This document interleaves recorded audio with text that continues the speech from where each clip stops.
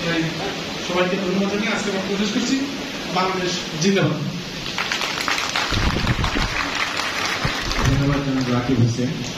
এরপর বক্তব্য রাখবেন জুলাই যোদ্ধা জনাব মোহাম্মদ আবুল কালাম আজাদ।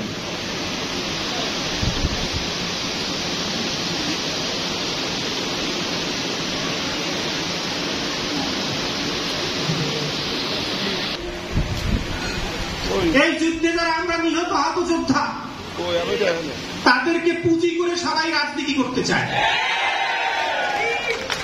তাদেরকে মঞ্চে এনে সুন্দর একটি অনুষ্ঠান করে প্রশাসন দেখাতে চায় আমরা যোদ্ধাদের অনুগত,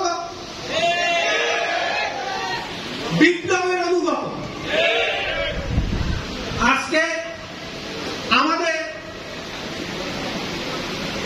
24-এর পরিবর্তনকে অভ্যুত্থান বলে অভিহিত করা হচ্ছে।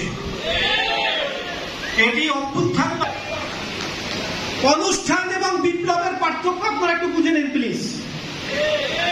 যদি কখনো কোন গোষ্ঠী, কোন সম্প্রদায় কোন সরকারের বিরুদ্ধে বিদ্রোহ করে, সেইটাকে বলা হয় কোন সরকারের বিরুদ্ধে ফুঁসে ওঠে, আন্দোলনে যায়, তখন সেটিকে বলা হয় বিপ্লব।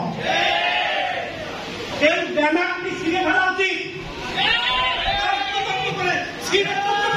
অভ্যুত্থান নয়, আপনারা জেনে রাখেন, এটি বিপ্লব। এটিকে বিপ্লবের মর্যাদা দিতে হবে। জুলাই যোদ্ধা ভাইরা ফ্যাসিবাদের বিরুদ্ধে, অন্যায়ের বিরুদ্ধে, দুর্নীতির বিরুদ্ধে, হত্যাগুমের বিরুদ্ধে